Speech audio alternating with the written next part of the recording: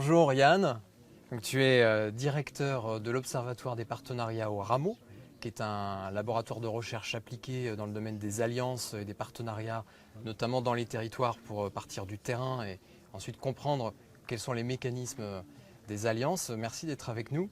On parle souvent des 17 objectifs du développement durable et dans ces 17 objectifs, il y en a un qui est le 17e, qui est développer les partenariats et les alliances. Donc c'est vraiment sur celui-ci que vous agissez. Est-ce que tu peux nous expliquer en quelques mots comment le partenariat peut aider à résoudre tous les autres objectifs, les 16 autres objectifs du développement durable?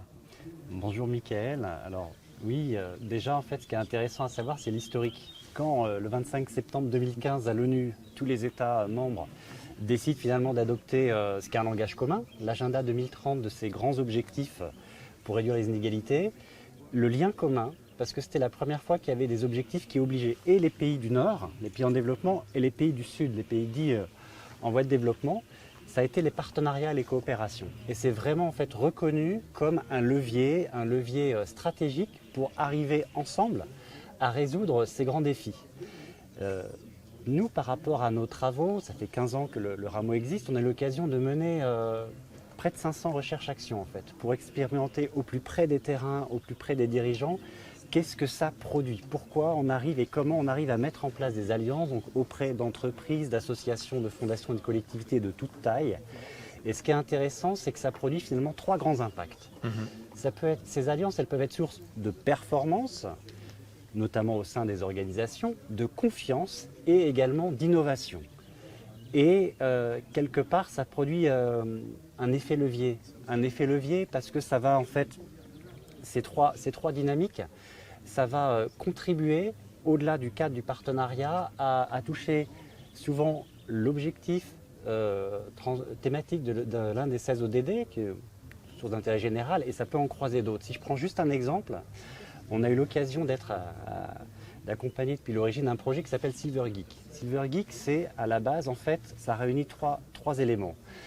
C'est né à Poitiers, ça réunit le besoin d'inclusion numérique, notamment des seniors, ça réunit une dynamique d'insertion et d'emploi des jeunes, et ça réunit aussi une logique de santé, quelque part, de prévention santé, de bien vieillir. Et en fait, c'est un dispositif qui est maintenant en plein essaimage territorial et même national, et qui va bien au-delà. Parce que finalement, qu'est-ce qui se passe concrètement? Il y a des jeunes en service civique qui viennent voir dans des établissements de personnes âgées des seniors. On commence à jouer à la Wii, mais après ça peut aller plus loin. Ça peut être les aider à utiliser les outils numériques pour qu'elles se reconnectent à leurs proches. Il y a des témoignages impressionnants de grands-parents qui se retrouvent avec leur famille à l'autre bout de la planète, qui se reparlent pour la première fois depuis des ans. Donc, en termes de lien social, c'est extrêmement fort. Et il y a même une logique aussi qui est très forte, c'est que pour ces jeunes, finalement, on est complètement dans l'intergénérationnel, ça peut susciter des vocations, ça montre aussi tout ce que peuvent apporter les anciens, ce qu'ils n'avaient pas forcément conscience avant. Et donc, on voit bien qu'on touche là à beaucoup de domaines différents, et ce n'est pas simplement ce que produit l'action en brut, mais tous les impacts croisés, et notamment aussi le développement économique, parce que des jeunes mobilisés en service civique, ça y contribue. Ça contribue aussi à une nouvelle forme d'animation, de dynamique de ces établissements de seniors. Et même, et c'est beaucoup moins connu, dans le domaine très spécifique du e-sport, le fait d'avoir des compétitions de seniors, c'est un phénomène d'attraction majeur. Donc finalement, c'est mettre toute la diversité, la transversalité des compétences au service d'objectifs communs. Et c'est de ça dont il s'agit pour développer les partenariats et les alliances. Et pour aller toujours dans ce sens, vous avez créé la plateforme ODD. Est-ce que tu peux nous en dire quelques mots sur le fonctionnement et comment ça contribue justement à ce développement des partenariats? Bien sûr. Cette plateforme, déjà, c'est un outil qui est vraiment un outil collectif. Le Rameau est l'un des initiateurs, mais n'est pas le seul, qui réunit un certain nombre d'acteurs publics et privés. Et c'est en fait vraiment un outil commun. L'objectif, finalement, c'est quoi? L'objectif, c'est de partager de manière en accès libre un certain nombre de données, de compétences et d'outils qui vont notamment aider des dirigeants, des territoires et des têtes de réseau à mieux se saisir des enjeux pour développer des alliances. Parce que c'est un sujet qui est tout sauf simple.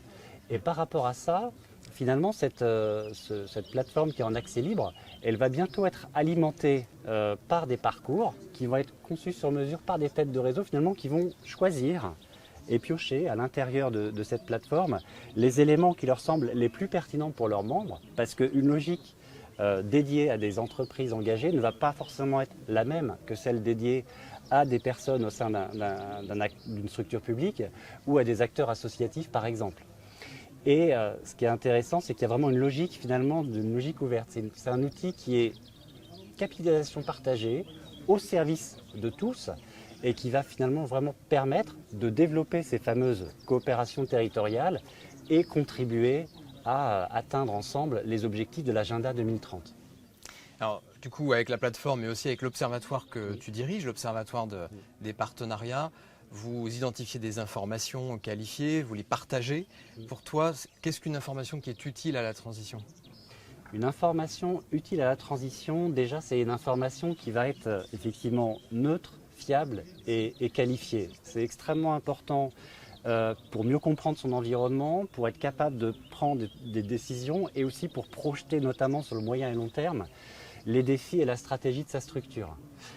Et en fait, ces informations qualifiées, c'est vraiment ça qui est à la base même de la création de cet observatoire. Il a été créé en 2008 par la Caisse des dépôts et le Rameau, en partenariat avec le MEDEF et le mouvement associatif.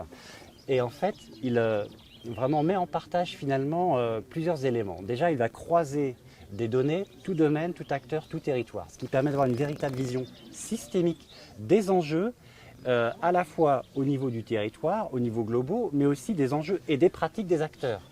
Et finalement, on va y retrouver un certain nombre de données, des données par profil d'acteurs, notamment les enjeux et les pratiques au niveau des maires, au niveau des citoyens, au niveau de la société civile, avec les dirigeants d'entreprises, d'associations et de fondations, et même académiques.